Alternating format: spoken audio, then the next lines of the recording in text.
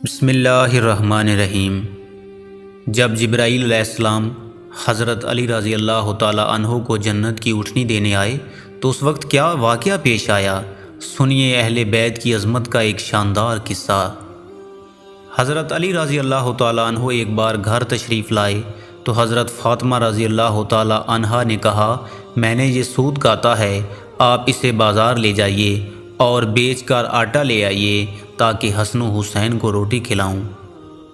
حضرت علی وہ سود بازار لے گئے اور اسے 6 روپے میں بیچ دیا۔ پھر ان پیسوں کا کچھ خریدنا چاہتے تھے کہ ایک سائل نے صدا کی۔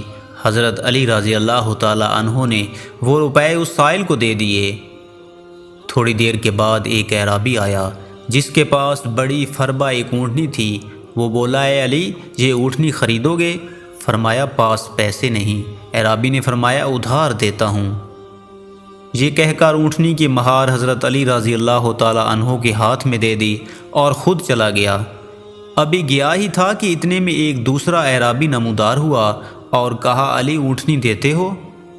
فرمایا، لے لو۔ اعرابی نے کہا، 300 نقد دیتا ہوں۔ یہ کہا اور 300 نقد حضرت علی رضی اللہ تعالی عنہ کو دے دیے اور اونٹنی لے کر چلا گیا۔ اس کے بعد حضرت علی رضی اللہ تعالی عنہ نے پہلے اعرابی کو تلاش کیا مگر وہ نہ ملا۔ آپ گھر آئے اور دیکھا کہ حضور پاک صلی اللہ علیہ وآلہ وسلم حضرت فاطمہ رضی اللہ تعالی عنہا کے پاس تشریف فرما ہیں۔ حضور صلی اللہ علیہ وآلہ وسلم نے مسکرا کر فرمایا، علی، اونٹنی کا قصہ تم خود سناتے ہو یا میں سناؤں؟ حضرت علی رضی اللہ تعالی عنہ نے عرض کیا، حضور آپ ہی سنائیے۔ فرمایا، پہلا اعرابی جبریل تھا اور دوسرا اعرابی اسرافیل تھا، اور اونٹنی جنت کی وہ اونٹنی تھی جس پر جنت میں فاطمہ سوار ہوگی۔